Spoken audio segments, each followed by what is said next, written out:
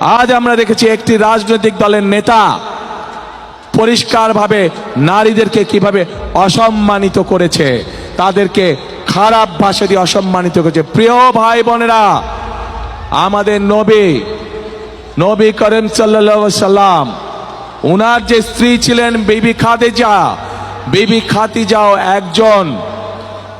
খাদিজাও ছিলেন একজন কর্মমুখী মহিলা।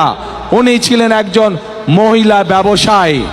আজকে যেই দলটি, যাদের নেতা আজ বাংলাদেশের নারীদেরকে একটি খারাপ কিছুর সাথে তুলনা করেছে, তারা বলে তারা ইসলাম কায়েম করবে, কিন্তু নবী করিম সাল্লাল্লাহু আলাইহি ওয়াসাল্লামের স্ত্রী পর্যন্ত, উনিও পর্যন্ত একজন ব্যবসায়ী ছিলেন। তাহলে আজকে কোথায় গিয়ে দাঁড়ালো বাংলাদেশের নারী সমাজ তথা তাবৎ পৃথিবীর নারী সমাজকে কিভাবে অপমান করা হলো? যে